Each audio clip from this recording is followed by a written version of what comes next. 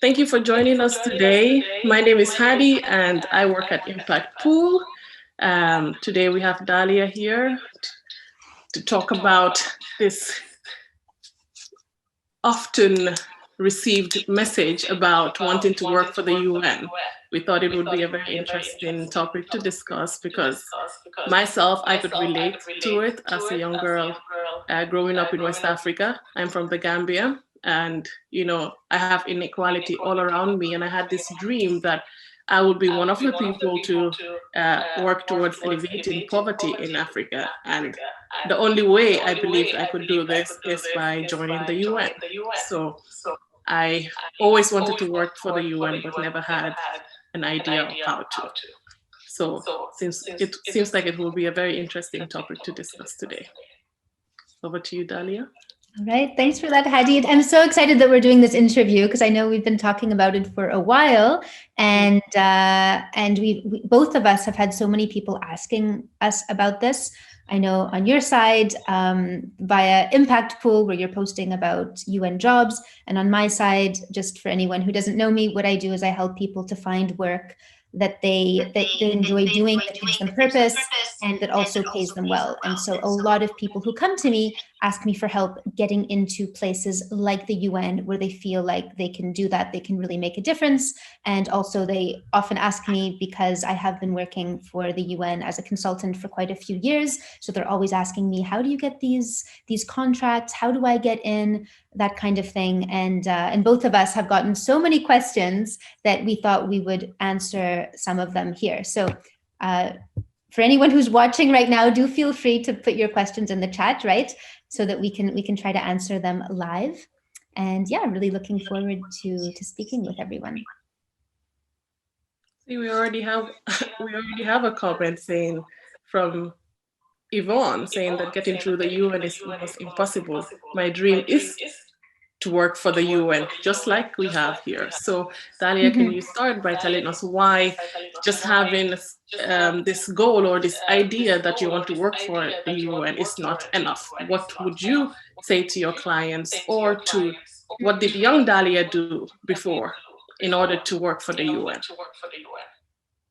Yeah, that's a big question. I mean, this is the topic, one of the topics we said we would talk about today, which is why is it that working for the UN is not a career path? Because so many people say, you say, well, what do you want to do as a job? And they say, well, I want to work for the UN. And I think you, Hadi, and me as well, we can relate to that because at a certain point in both our lives, we said the same thing. We said, well, actually, I'd like to work for the UN, right? And at that time, I think neither of us realized that that is not a career path. And if you want to get into the UN, if you want to work for the UN or any other kind of organization that a lot of people would like to work for, then just saying I want to work for the UN is not a career path. It has to be more than that.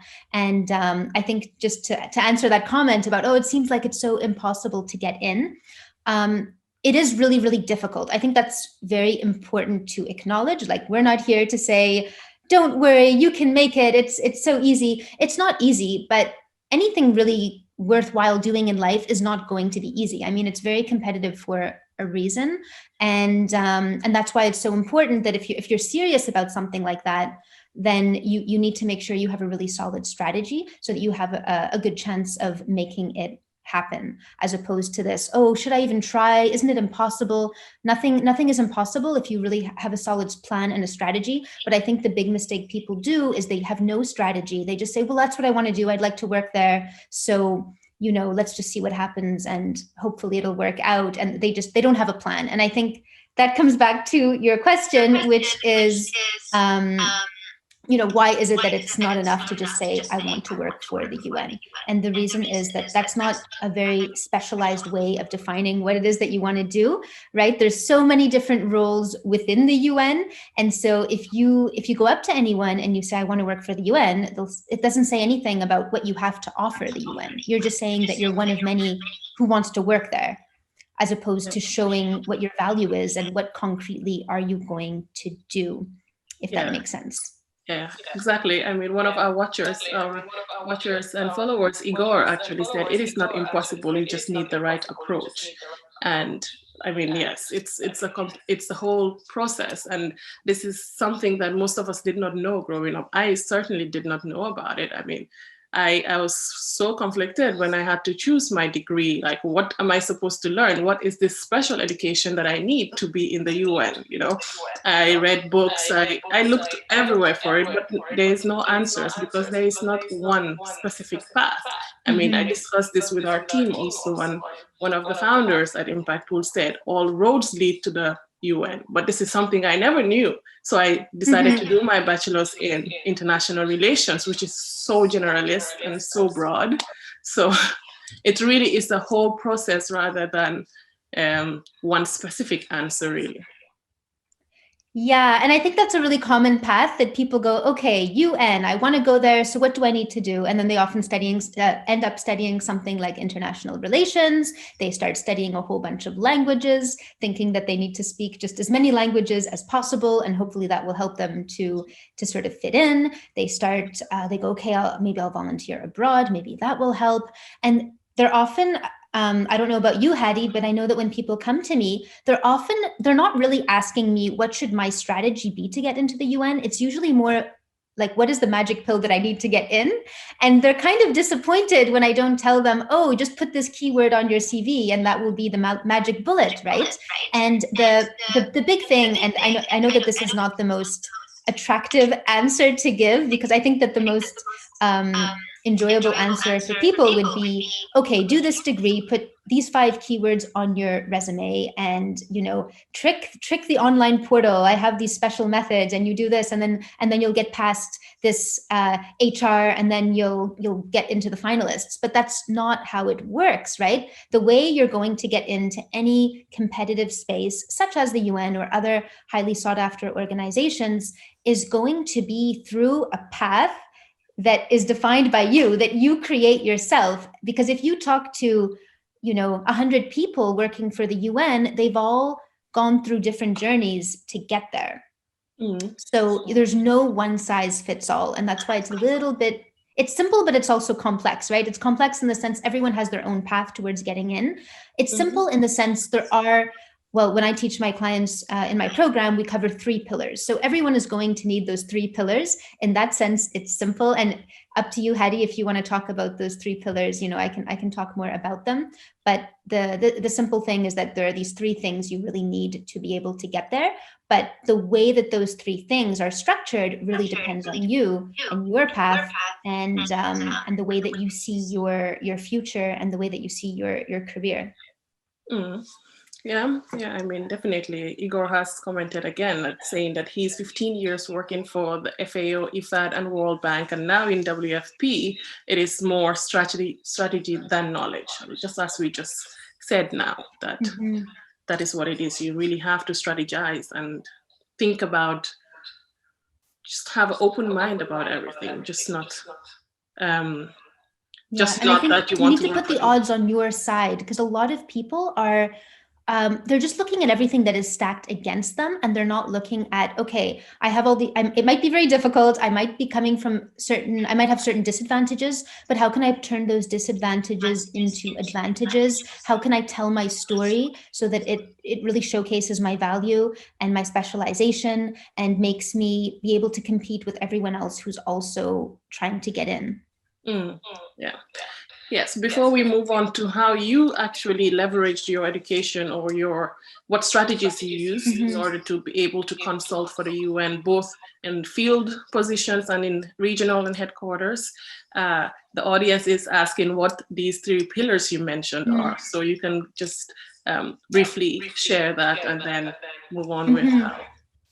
Sure. I'll try to be brief, because I have a whole training actually about those pillars. If anyone is interested, you can find those, on my profile as well, and you can have a whole training about that. But briefly, and these 3 pillars are really important because they will serve you for most jobs that you want to get that are competitive, even if it's not the UN specifically. So the first one is to know your direction. So that's just like we were touching upon before. A lot of people go, I want to work for the UN, but that's not a direction. That's one organization. Your direction is going to be the perfect combination of your mission, something you really care about, For example, I have a client who was really passionate about microbiology. I have another client right now. He wants to go to space as an astronaut. He wants to make a difference there. I have another client who's really passionate about environment and health.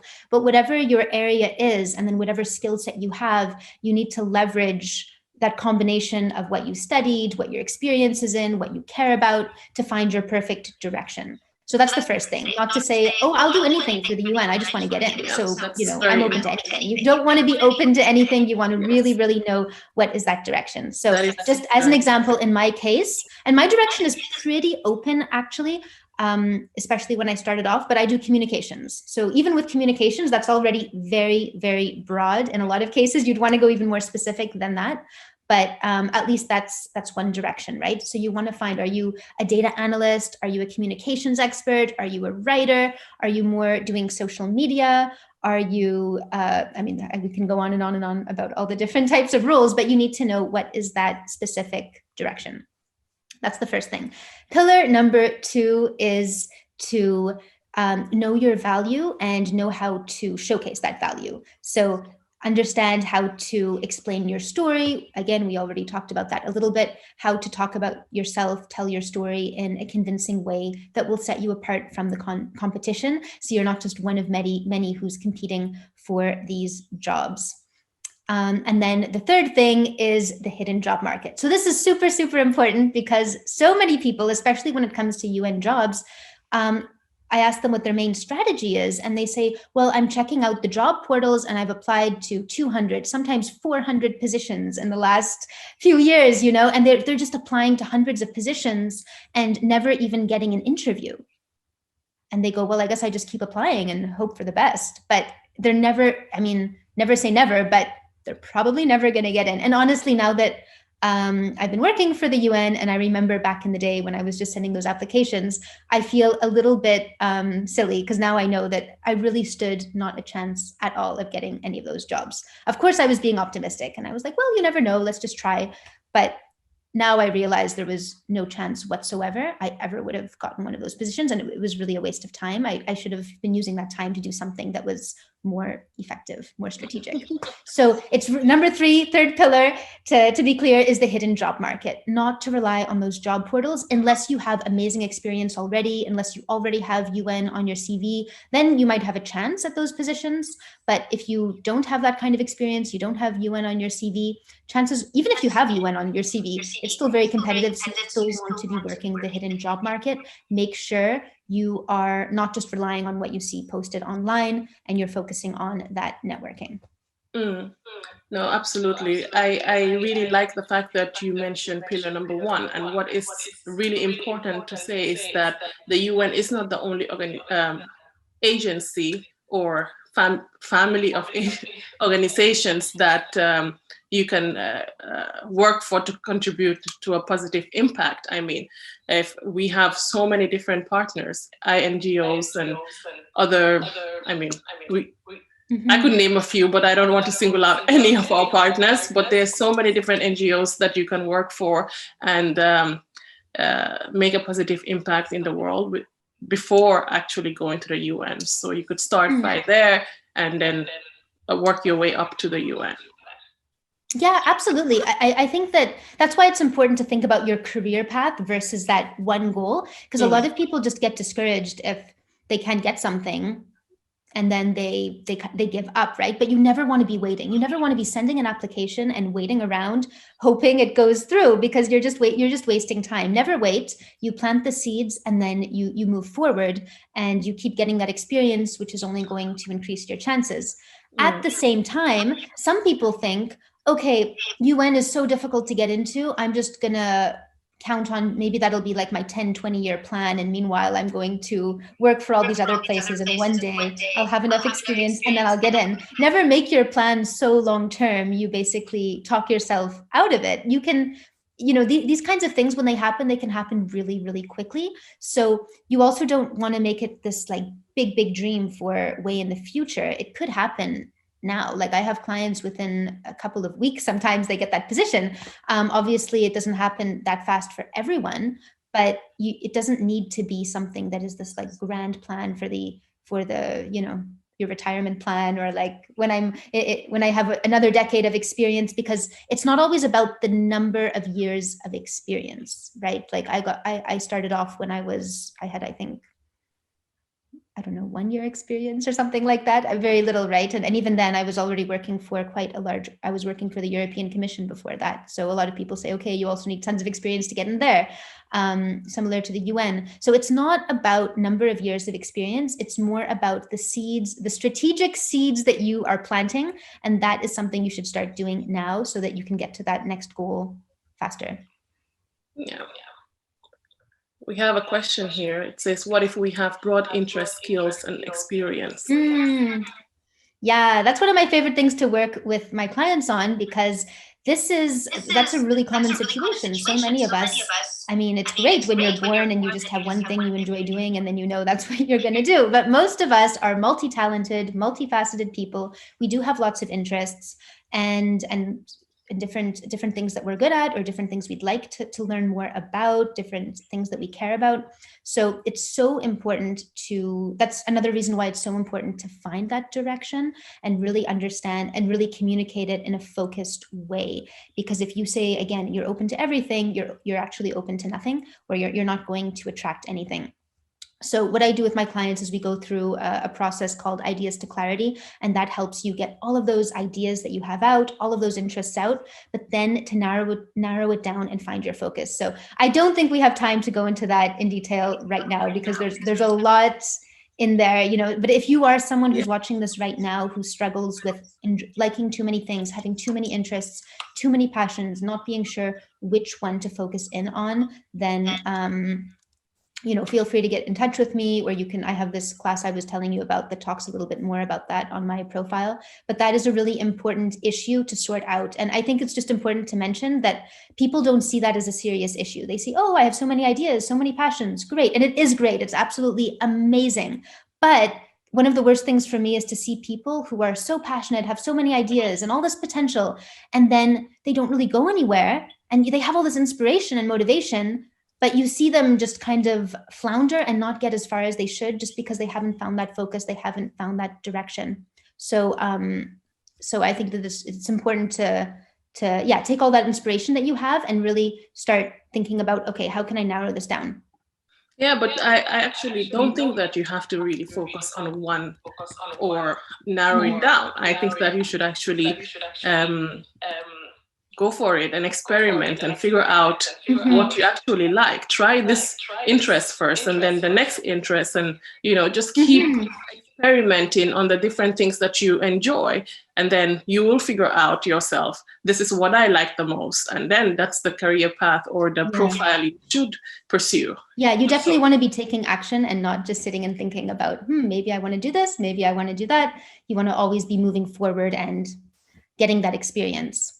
Yeah, definitely. I definitely think that it is very much worthwhile to experiment, I see, especially if you're in the beginning of your career, and even in the mid-level as well. I mean, you don't want to be stuck with a job that you don't enjoy doing. So yeah, and I think sometimes people, when they already have some experience, it almost gets scarier to experiment, and they feel like, oh, should I make a change? Is it really worth it? And a lot of that comes from that idea that, oh, I need to give up everything if I want to do something new, which is also something to, if you're starting to feel like, should I give all this up? Should I make a change? What if I throw my whole career away? That's also where you need to stop and go, okay, it doesn't need to be all or nothing. It doesn't need to be like, give up everything you've gained to start something new. You can leverage everything you've done into a new career, and you can still experiment even when you're more experienced, even when you're older. Experimentation and enjoying life and doing something new is not just for you if you have no experience. So that's something really, really important to know. And in fact, your career, you will go further and farther in your career if you continue to experiment as your career, as you get more experienced, as you get older. You never want to lose that. Otherwise, you do start to go, your career can start to flatline a bit. Yeah, it will plateau for sure. Yes. Yeah, we have another question. Do you need an ample amount of experience to work for the UN? I think we answered that already. You don't need a lot of experience. Obviously, it's not about the years of experience. It's about, like I said before, planting the right seeds, taking the right strategic moves, explaining your story properly. Obviously, the less experience you have, the more difficult it can be to tell that story and have a way to show what it is that you can do, because you haven't done as much yet. You don't have as many examples of your work. But like I was telling Hadi just now, I started off when I was right at the beginning of my career almost, and you can certainly do the same. So it really depends on the way you go about positioning yourself. No, absolutely. And I mean, it's the same as I said in the beginning that all roads lead to the UN, and it's the same. Mm-hmm. It's we have a lot of the organizations and a lot of our career resources actually with tips about transitioning from the private sector to the impact sector like the UN. So it's about the skill sets you have and what you can do and your passion. So there's so many transitional skills that you can bring from the private sector to the UN. So you don't necessarily have to be completely from this impact sector. Yes, Oh, yeah, absolutely. if you have experiences, that's a bonus, but not necessarily, especially if in the senior level. Mm-hmm.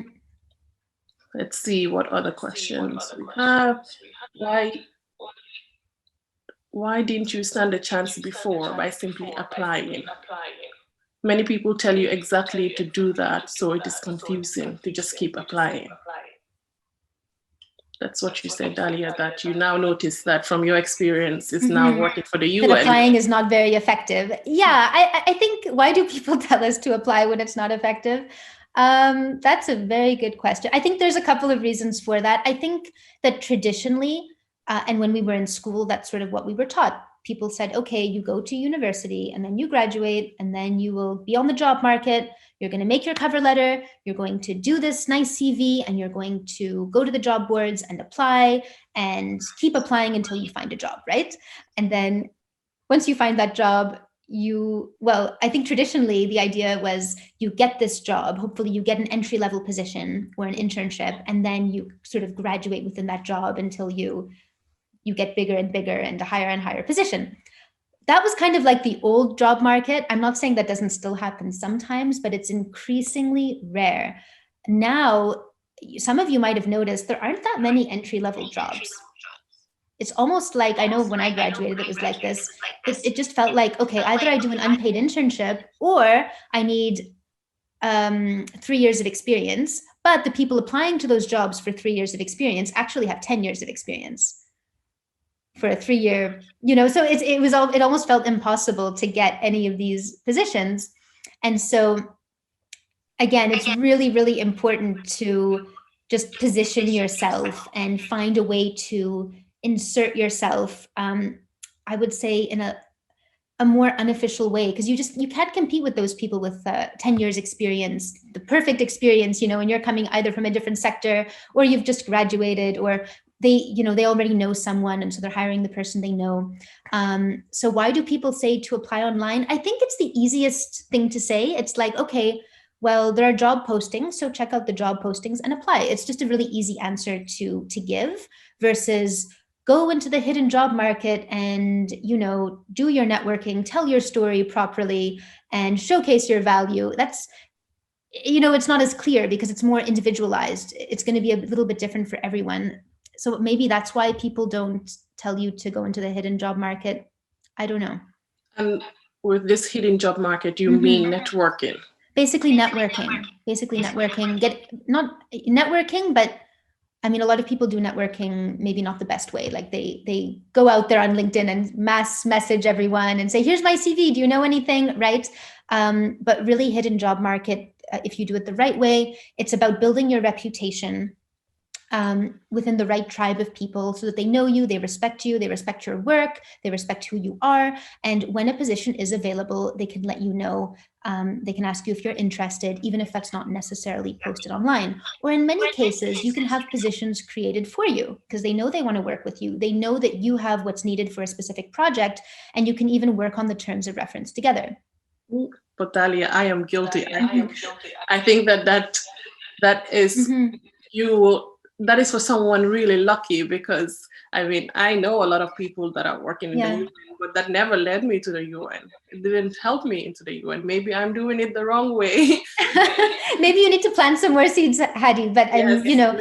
it's yeah. But that's where I talk to people who have no contacts and they need to build their contact base because they go, I don't even know anyone working in the agency I would like to work for. So in that case, yeah, you need to start meeting more people in that circle. But I also talk to people who do know a lot of people and they go, I know all these people working for the agencies I want to work for, but how come they're not hiring me? And so sometimes the reason for that is that they're not showcasing their value, telling their story in the right way that people start to want to hire them.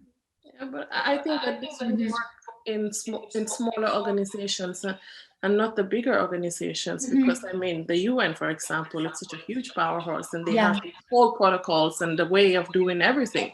So I don't think Mhm. that networking, I mean, it is good. They will refer you and they will show you Mhm. jobs that they feel like, based on what you have told them, would be suitable for your profile.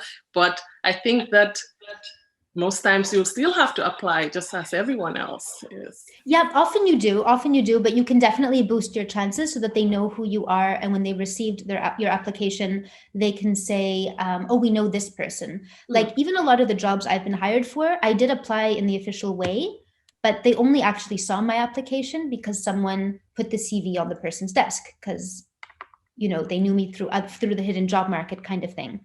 Or for example, I think it was just yesterday, someone offered me a job, but they said, here is, if you're interested in applying, let me know and I can put your CV on the boss's desk. So that even if it's still the official application method, but when you've been recommended, this is like for any job, not just for the UN. If someone comes with a personal recommendation, it just improves the trust. They just trust that, okay, this is someone that's really worthwhile working with. They have a good track record. Someone we know has recommended them, as Yeah, opposed to just a name on a paper where you don't really know who this person is. I mean, it's human, it's natural.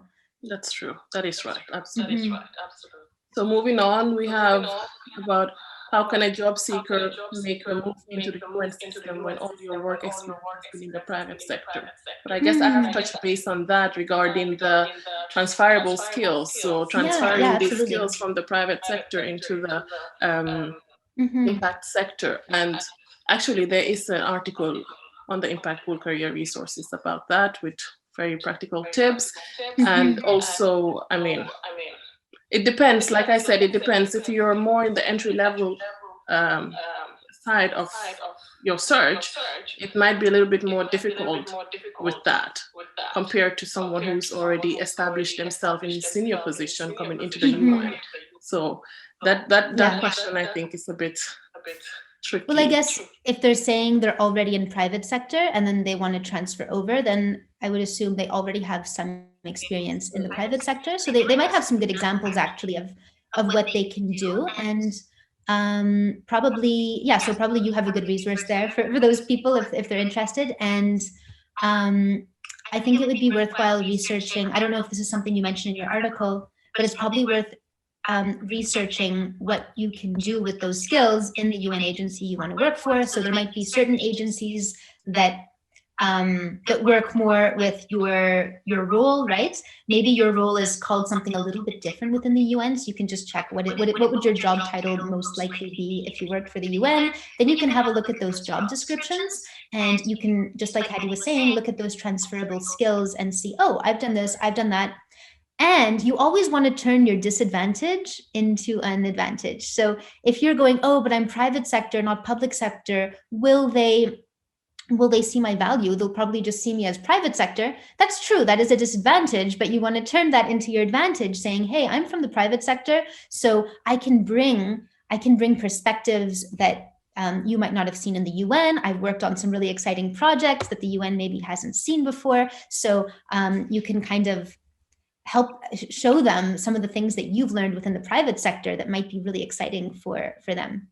Absolutely, I totally agree. We actually also have one of our career coaches that had mentioned that most times people focus so Mhm. much on what their shortcomings instead of like what they actually have.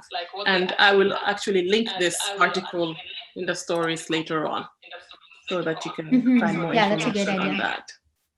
Lizzie wants to know the landscape of field work now with COVID. That also I can Oh. link to an article because we have discussed it Mhm. a lot. So we'll pass Yeah. on that question right now, but I will definitely provide you um, Mhm.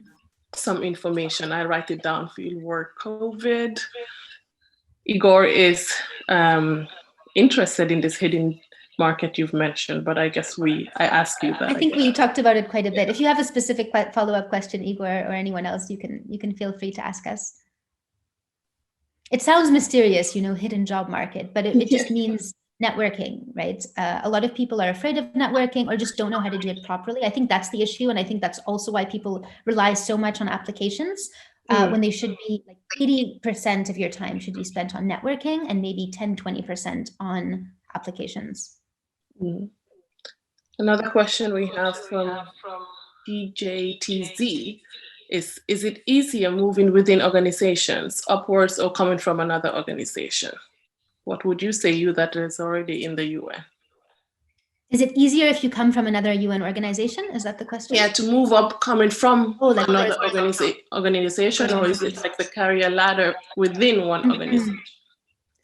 Yeah, for sure. I mean, if you have another UN agency on your CV, of course, that helps you with the trust factor.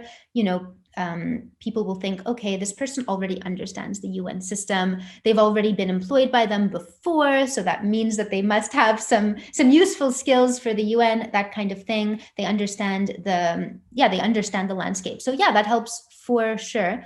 That being said, it's not like when someone starts working for the UN, they've reached this holy grail and they're done for life, right? There's plenty of people in the UN who need to figure out how to get a new job, how to get their contract extended, because they have a contract for a certain amount of time, it ends, and then they don't know where to go from there. There are people who might be in one agency but really want to work for another one and just haven't figured out how to make that transition. So, these problems can come up even for people who do work for the UN. So even if you work there, you still need to think about how you're telling your story. You still might need to rebrand yourself a little bit to go into that new agency. But of course, it'll help you with that trust factor to already have another agency on your resume. But it's not like a golden ticket kind of thing. Yeah. Another question is, what should be the first right step in our networking strategy? Where do you approach that person? But I can answer this actually, because I did a lot of that. Like, Yeah. I also felt like the people that I knew in the UN were so not helpful. I mean, I lived in Kenya, in Nairobi, which is one of the UN headquarters, like the hubs. And I asked around, what should I do? What should I study? What skills do I need? And I never got any answers. So I decided, okay, you know what? We have at Impact will actually make sure that we have an article called the Occupational Group Explained, because all jobs on the Impact Group platform is actually categorized in occupational groups. So like you said, communications and public information is one occupational group. So that's where you'll find all the jobs in graphics, social media, advocacy, etc., etc. So what I did is that I figured out what occupational group I wanted to work for. And then I went onto LinkedIn and I free searched. I searched communications officer, for example, and then I chose the organizations I want, and then looked at different profiles. And once I found someone that had something that had a profile that I would want to eventually have as well, I'd reach out to them and say, I just started my career journey and I would like to learn from you. I did that and I got so many positive responses. I got people helping me, redirecting me to follow someone else who is more active in helping other people. They also said, redirected me to other resources to read about, and shared their experience with me. So I think that that's the best strategic way to network, actually, to just go onto LinkedIn. We have that now, everyone has internet, and just type in where you want to work at, especially the organizations you want to work at, filter the people, look at the ones with the profiles that you want to have yourself, and just reach out to them, be kind, tell them that you really need help, and then some of them will respond, some of them will not, but most of them do respond. So I think that would be a great way to start in the networking, especially now that we cannot really go out and meet one another. Yeah. It's very interesting what's happened now with the pandemic, where it's almost an opportunity to get more into the digital world, where people are more open sometimes to connecting digitally, and it's just become such a must to be on LinkedIn, because that's where everyone's networking. And there's a lot of opportunity there. I think in terms of the question, like, what is the first step? That really depends on the person, because everyone has a different network. So that depends if you have a non-existent network. Well, I believe nobody has a non-existent network. You always have some kind of a network, even if that network is not serving you, even if it's not the right network your network is maybe not in line with your goal, and then you need to rework it, but you always have some kind of a network. So you can, usually what I would do is a kind of mapping of your network, just to get very clear on who do you know and who do you need to know. So you always want to start with your inner circle. So the low-hanging fruit, who are the people that most want to help you already, know and like you already, trust you already. You want to start with those people. Then you move on to your mid network. So maybe those are the people that you kind of know, but not very well, etc. And then you go for those cold contacts. They have no idea who you are. You can just reach out to them on LinkedIn. So if you're feeling like, but I don't know anyone who's going to be able to help me, that's fine. You can go for those, like Hadi was saying, the cold contacts who don't know you. You can still definitely get plenty of offers, even if they've never met you before. Yeah. Yeah. And another question is it better to work for another NGO before applying to the UN? I think so. I think that if you're in the beginning of your career, to definitely try out smaller organizations and gain your experience and figure out also what you want to do and what you enjoy doing before targeting the UN organization that you would like to work for. Absolutely. I mean, you don't need to, again, don't put that as an obstacle, thinking that, okay, I need to do X years of experience with an NGO before I go and work with the UN. Don't make your path longer than it needs to be. You want to make your path to your goal as short as possible. However, you never want to wait around to get to your goal. So if, you need to be strategic and go, okay, if I can work for this NGO, that's going to help to position me. And yeah, absolutely. Totally, yeah. So it says, is it fundamental when you complete the UN application to mention a reference who already works in the UN? No. If you don't know anybody, what happens? I don't think it is necessary. No, fundamental, no. I mean, it could help, right? All these things are going to help, right? If you have some other NGO experience, relevant experience, good education, languages, a reference who works for the UN, all these things are beneficial, but none of it is 100%. I mean, of course, on some of the positions, you'll see that there are requirements that you absolutely have to have. But things like having a reference who works for the UN, that could be helpful. But I think what would matter a lot more is what that person says about you. And if they really praise you very highly and really say how great you are in your job, then that would make a bigger difference than just having someone with the title. Absolutely. Yeah. I wouldn't put a reference if I knew someone in the UN personally. I would like to separate myself from them, if it makes sense. Another question, from is that, is a master's degree really that important when searching for these jobs? But it's just what you mentioned now. It depends on the job description and what it says that a lot of them do require masters. Yes, a lot of them do, but then there's also a lot of administrative level jobs that don't require higher education. So it just depends on really what the job description says, whether master's degree is required or it's desired. So you just have to read the job descriptions, and then you will know what is required and what is not. But yes, most of the UN jobs do require a master's degree, and that is exactly why I did my master's. Me too, actually. Me too. I sort of realized, okay, if I'm really serious about working for the UN, I probably should just make sure I have that master's under my belt so it doesn't become an issue later. It will take you further in the UN for sure, but never. You don't want that to be an obstacle where they go, oh, we want to hire you, but we just realized you don't have your master's degree. Sorry, we're not able to. I wouldn't say never. I would say never say never, because I also know a couple of people from the private sector that are now in P4 levels in the UN Oh, that absolutely. don't have Mhm. master's degrees. So it depends Yeah. on where you enter as well, and what type of job you enter in. If you work for a general service or a national position, maybe you would not need a master's degree, but then you'll have to Mhm. really prove yourself in that position. Make sure you work hard and, you know, take it. And this is the same thing with internships. I know a lot of people frown upon the fact that the UN doesn't pay, or some UN agencies don't pay interns, but if you can get an internship in the UN, whether it is paid or not, I understand that it can be hard for a lot of people, but Yeah. just get in there and prove yourself. It's the opportunity to prove yourself. And hopefully it's also the door to you getting in without a lot of these things like the master's degree or uh, but I mean, the internships also, some of them require a master's degree. So it just depends on the job description. Yeah, I could share, if people are interested, I could share a little bit of my story to do with the internship, because I also I did an unpaid UN internship, and I was in two minds about accepting it because it was unpaid. And I thought, okay, I don't have money to just live in Geneva unpaid because it's such an expensive city. So what happened actually when I graduated is I was searching, doing all those applications, which now I'm a little bit a little bit embarrassed that I applied to so many things that I had no chance of getting now that I know better. But anyway, I was applying, and I also applied to these internships. Some of them were unpaid, but I thought, whatever, I'll just apply anyway. And so I ended up getting accepted for this internship in Geneva. And then I was in university at that time back in Canada, where I'm from.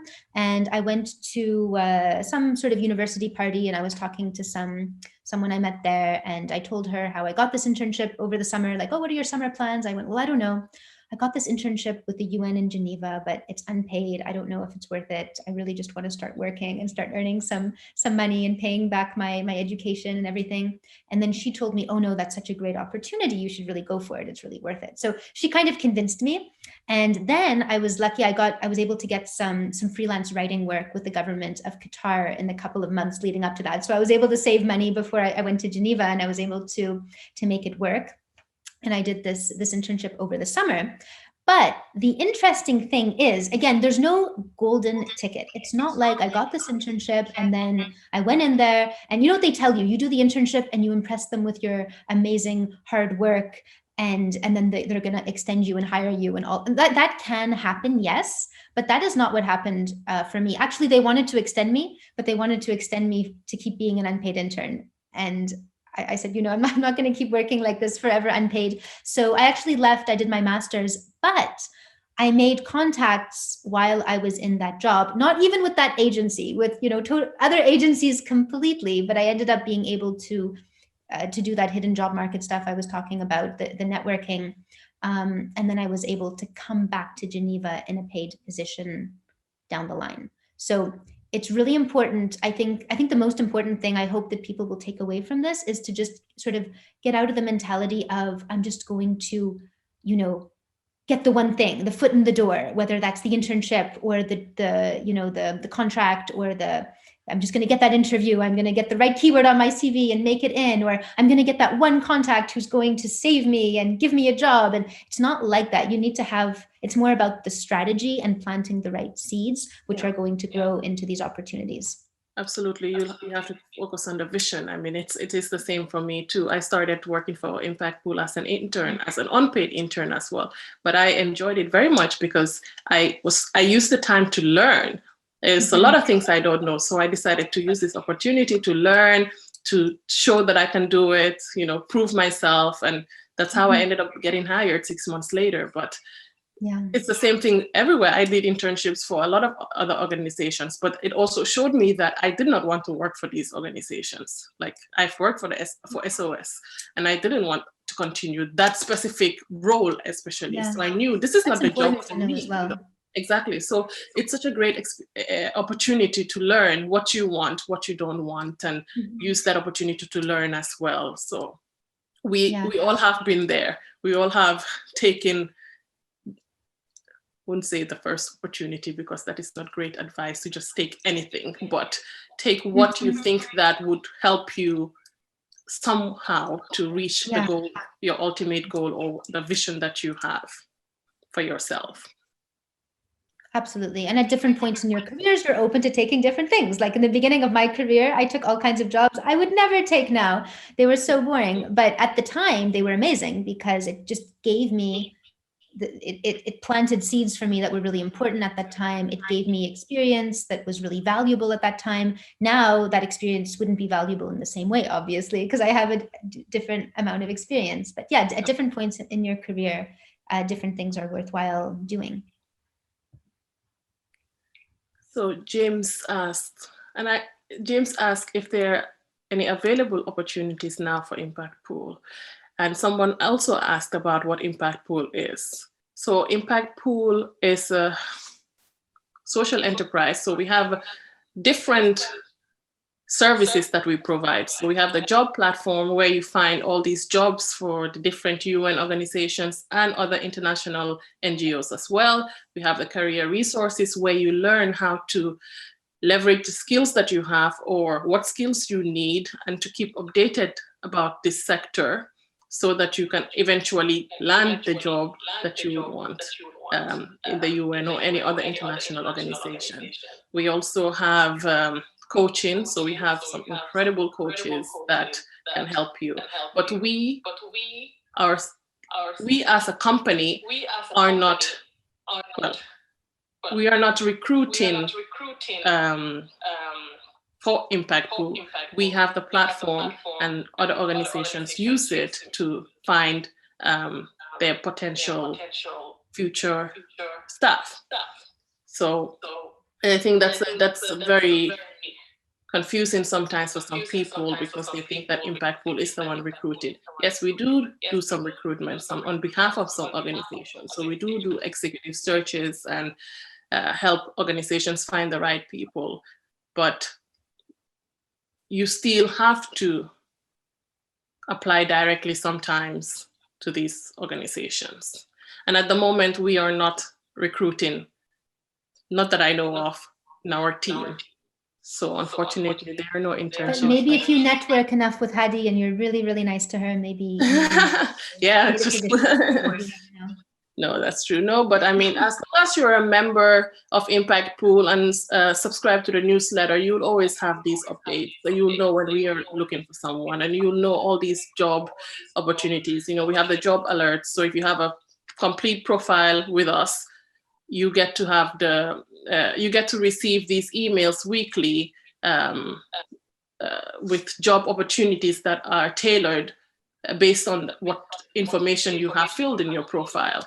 And also when these organizations ask us to do these headhunting, we also go into this database based on what you have filled in your profile to also invite you that, okay, this organization is looking for this and your profile match. Would you like to apply for this position? So my advice is to just become a member, subscribe to the newsletter, job alerts, make sure your profile is updated and you keep getting all this information. And then if you want one-to-one specific help, you have to book a coach. I mean, book one of our coaches or contact Dahlia, whatever you feel most comfortable with. But working with a coach can also be very valuable when it comes to your job search strategy. I have one last question before I make this announcement to wrap up. So it says, most of them want you to be enrolled in a program at university or graduate within a year to get an internship. Are there any ways to work around that? Yeah, that's right. That is right, that most internships says that you should be enrolled in a program. And I guess this is the way of telling you that you have to go back. Yeah, I do have an answer. I mean, when I did my internship, I have to say I was not enrolled when I got offered that internship. But what I did was I went ahead and applied. I applied for a master's where it was a free application, because some masters you have to pay just to apply to them. So I applied to one that I didn't have to pay for the application, just so that at least it would show that I've, applied to something. But they actually never checked if I was enrolled. But then I realized if I want to work for the UN, like I was telling you before, I would have to be enrolled in a master's anyway. So I ended up going ahead and doing that master's that I had applied for. So once they accepted my application, then I ended up enrolling.